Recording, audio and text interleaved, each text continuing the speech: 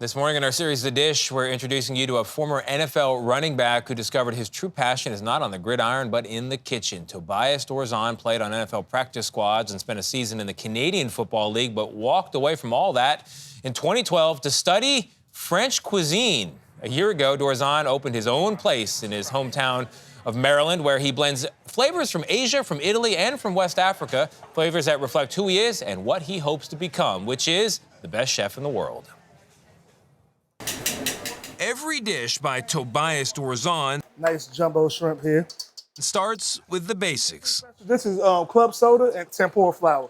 But as he demoed for us with his crispy Asian shrimp, Once the tempura batter fluffs up, we are now able to let it go Release and it. fully cook. This is the goji sauce. Yes. once he layers on the sauce We'll just go down here. We plate it like this. and the toppings, We'll finish it off with some green onions and some toasted sesame seeds.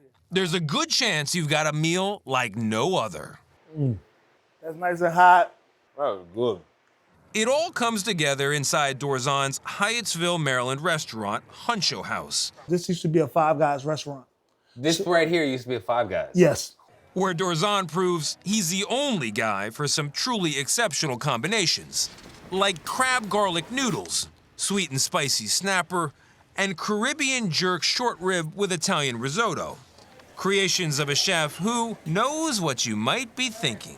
Typically, you don't see people like me. You don't see people that have tattoos, that talk the way I talk, that dress the way I dress, that look the way I look. Dorzon's father, a West African immigrant, was a chef too. But food wasn't what young Tobias was dreaming of as a kid growing up in Maryland.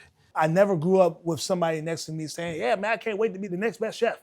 No, it wasn't a thing. I can't wait to be the next best football player or the next best rapper or the next best basketball player. He played football at Jackson State, then joined some NFL practice squads and the Canadian Football League, before realizing there might be more to life off the field. I lost my love for football because it became a job. Yeah. And whenever something becomes a job, it's almost like, what do you do next? I was always an amazing chef that just knew how to play football. He invested his earnings into culinary school, both here and in Italy. Are there things that you learned as an athlete, habits of mind, habits of work, that you have used as a chef? Yes, absolutely, everything. You know, so being on time to things, being ahead, being properly prepped to proceed, to be great is something that I preach to everyone. And what you got from sports? Exactly what I got from sports. Those lessons are now in every meal, from a menu that somehow captures all that Dorzon holds dear. Your parents are from Liberia. Yes. So you got an African influence. Yep. You got a Maryland influence. You got a Deep South Jackson State influence. Yep. You got a little bit of Canada influence. And then you got Italy. Yes, And you like Asian food. I'm infatuated with Asian food. And somehow all that comes together. Yeah. Food is more than just coming in and eating your basics. It's tasting different things. It's touching your sweet, it's touching your umami, it's touching your sour, it's touching your bitters. I didn't even know I had an umami sense, yeah, but now you do, now you know. That swagger, along with irresistible social media photos of his food, first landed him work cooking for some high-profile athletes, Playing in the tournament of champs, man. and eventually led to several Food Network competitions with Guy Fieri, Duck fat, nice call. who, as it turns out, is a key ingredient in this whole story. He's a mentor, he's a big brother. You have to understand that my first time on Guy's Grocery Game, he said, I don't care how good you cook. If you're not a personality to the people that's watching, there's no point in having you on here.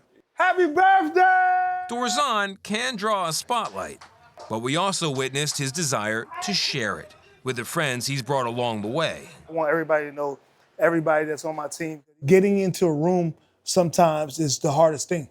And, you know, me being able to get into certain rooms that normally people that look like me wouldn't be able to get into, I want to make sure that the people around me that I know have put in the work that I've put in, get the opportunities to get in those rooms too. It's also one of the reasons he decided to open Huncho House here. So growing up 8 minutes from up the street, something that we don't have here, we don't have a fine dining aspect of food. So being able to give our community something that we never had before, it was important for me to do that. And now he's doing it again, opening a second restaurant just across the street. We're creating a DJ booth over here. Giving it more of a nightlife atmosphere he hopes will complement the fine dining at Huncho House. and continue to defy expectations of what's possible from an evening out. I could go anywhere I want to right now. I'm a chef on Food Network. I'm fully known as a chef. It was important for me to come here and let me prove to myself that I can make this succeed here. I know I'll be able to succeed anywhere else. And he is succeeding. That food is so good. I wish Gayle were here because it's right by the University of Maryland, her alma mater. Yeah. Well, I'm going to visit. Looked amazing. That new place, 1123, opens this month, actually, February. That was a great piece, Tony. Bring them on. I got to check it out when I'm in Maryland.